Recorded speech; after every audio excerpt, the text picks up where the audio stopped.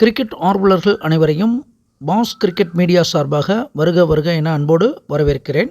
ICC T20 cricket போட்டிகளில் league போட்டியில் கிட்டத்தட்ட 75% நம்ம வெற்றி சதவீதத்தை தொடர்ந்து மெயின்டைன் பண்ணியிருக்கோம். இப்போ இன்னும் சூப்பர் 8 பிரிவுக்குள்ளே உள்ளே போவோம்.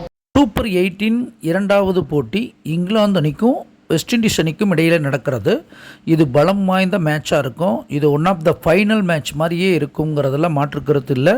ஏன்னா போட்டியை நடத்தக்கூடிய வெஸ்ட் இண்டீஸ் அணி உள்ளூர் அணி பலம்ன்றது இருக்குது.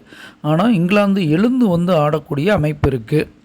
ஸோ இங்கிலாந்தை பொறுத்தளவுக்கு சிறந்த வீரர்கள் பில் சால்ட்டு, அடுத்து Jos Buttler, Jonny Bairstow, Liam Livingstone, Adil Rashid, Jofra Archer மற்றும் மொயின் அலி இவங்கெல்லாம் தங்களுடைய அணிக்காக பேட்டிங், ஃபீல்டிங், பவுலிங் சிறப்பாக செய்வாங்க.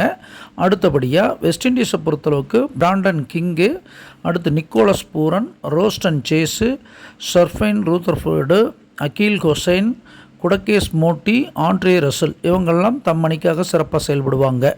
என்னதான் இருந்தாலும் இந்த இதில் இங்கிலாந்து அணி வெற்றி பெறுமா? ஏன்னா உள்ளூர் மைதானத்தில் வெஸ்ட் இண்டீஸ் விளாண்டாலும் இங்கிலாந்து வீறு கொண்டு வந்துகிட்டு இருக்காங்க. அதனால் இங்கிலாந்து அணி வெற்றி பெறுமான்னு கேள்வி வந்தது. இங்கிலாந்துடைய உதயாதிபதி மால் பார்த்திங்கன்னா 4ஆம் இடத்துல இருக்கிறது ஓரளவுக்கு பலம்.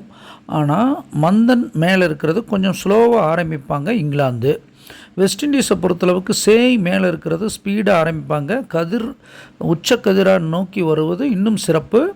ஆனால் அதன் அதிபதி பொன் போய் லாபஸ்தானத்தில் நீச்சம் பெறுவது வெற்றியை குறிக்கிற இடத்துல கெட்டு போகிறது சிறப்பில்லை. அப்போ ஆரம்பத்தில் நமக்கு வெஸ்ட் இண்டீஸ் சிறப்பான துவக்கமும் சிறப்பான வெற்றி பெறக்கூடிய மனநிலைக்கு அதிரடியாக ஆடுவாங்க. ஆனால் இங்கிலாந்து கொஞ்சம் சறுக்கினாலும் அந்த சறுக்கல்ல இருந்து மீண்டு பாடங்களை கற்பாங்க அப்படிங்கிறது தெரிகிறது. அதில் புகர் நோக்கி வருவதும் இங்கிலாந்துக்கு சிறப்பு. மேலும் லாபாதிபதி மதி தன் வீட்டில் ஆட்சி பலத்தில் இருப்பதும் வெற்றி வாய்ப்புக்கு சிறப்பை காமிக்கிறது இங்கிலாந்தை பொறுத்தளவுக்கு.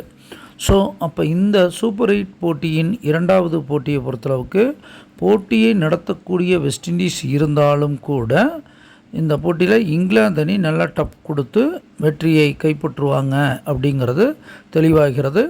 அனுமானிப்பது நாமாக இருந்தாலும் தீர்மானிப்பவன் இறைவன் ஒருவனே என்று கூறிக்கொண்டு விடைபெறுகிறேன். நன்றி, வணக்கம்.